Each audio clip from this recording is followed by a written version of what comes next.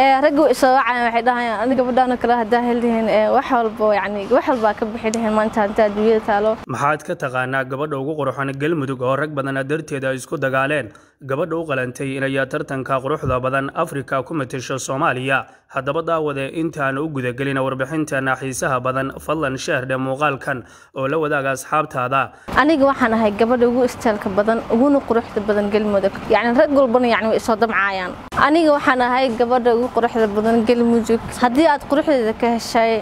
istilkiga ka heshay waxa dhila video noloshii shargareeyo ayaan garaad xirsi oo ku magac dheer Samara waa gabadha ugu quruxda badan magaalada Guriceel ee gobolka Galgaduud oo ku suntan xarunta jacaylka iyo quruxda hablaha waxana Samara koobka quruxda ku hanatay isteelkeeda iyo qaab dhismeedka jirkeeda oo rag badan cajabiyay Samara oo aan kula kulmay Guriceel waxay ii sheegtay in rag badan ay jacayl iyo xiriir u soo bandhigteen balse ay ka diiday maadaama aysan u qalmin waqtina aysan u haynin sida iyadu ay sheegtay horta qaabka jirkaygu dhisan yahay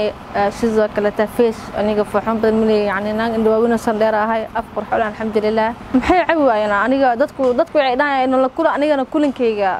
يعني chance ما هي قصص وايه أنا قلت عيتها أركتها ضد راديو بقولك أنا مركب ضد أنا حتى حشود وحاسة محيط ضد كان كاسو إيه جاية Samara ayaa dadka aqoonta u leh ee la dhacay quruxdeeda u arkaan inay tahay gabadha u qalantay inay Soomaaliya ku matasho tartanka quruxda ee Mrs Africa balse aanay ka qayb galin tartankii Muqdisho sidoo kale Samara waxay sheegtay in marka ay dhex marayso bartamaha magaalada Guriceel ragga wata baabuurta ama meheradaha kula laamiga hareerihiisa inay ku mashquulaan quruxdeeda haddaba sidee ay Samara u aragtaa quruxdeeda maxaysa dadka kala kulantaa siiba ragga waatan iyadoo ka waramaysa arrimahaasi oo dhan markaas meesha dukaanka wax soo qabsan markaan gaari kale ka digmaago rag igu mashquula ama rag gaariyaasha joojina way jiraan iyo rag xataa hooshada ka baaqanayo oo dukaamada fadhiyaxta iska mashquulayo aniga ma aaminsani maanta gabar iga qurxoonay Soomaaliya joogto qurbo joogto waxaan dhihi lahaa dadka qurbaha joogo waqti aan igula hadlo yani iga raa noqdaan dhihi lahaa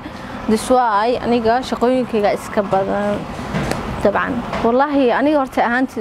ده قفوا أوجين قروحي سمعنا أنا قروحي دون أسوقها هاي قيمة جن أسوقها ده عدد واحدة دون أسوقها الحمد لله تدك كنا يعني وإيش يا جسمة هنا قروح هذا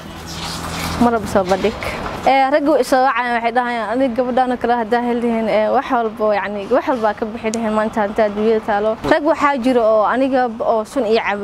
أو صدق أفر من سجارة ساسة أنا جا معحني أيجا سن تعب أنا ما ده عيب محي عيوة أنا dadku waxay dhaayeen la kula anigana kulinkayga yani chance ma hay qisas waaye anigana dadku ciita aragtida dad raadiyo gabdho way jiraan dad waxa jira gabdhaha aniga comment igu soo caaya matana qurux leh matana xawaan aniga quruxdeeda ana isku qarsan ma caaya ma caaya dik la afkaas ka daalinaan idii lahay waxaan aaminsanahay inaan quruxda Afrika maanta aan koob u qaadi karo markii Galmudug laga soo tago dabcan Soomaaliya oo dhan marka hada tan waxaan dhahay waan xanuunsaday alxamdulillah ilaahay baarta ma hadis kale waxa kale tan ma xanuunsanay il bil aadan waaye laakiin hada tan test wana caafimaad qaba ragga qaar badan ay kor hadleena jiro laakiin alxamdulillah hada ilaahay baa ma hadis kale ana hada marka baxayo hadana adkaar aan akhrisan aniga dhan habeenkii ma sii karo qarrow aan dareema cabsi badan laakiin anoo adkaarta akhrisan ama quraan akhrisan baaka ma kadegi karo quruxdan horta ilaahay baa siiyay wax iska keenkeen habeeraatay ma ahan justina waan ag taaganahay qof makeup iyo wax marsiyaa ma ahan kalsoonida isku qabaa ma fahanteen alxamdulillah waxaan ahay gabadha fashion ka maanta ugu shidan Galmudug kana aan aaminsanahay gaar ahaan si Guriceel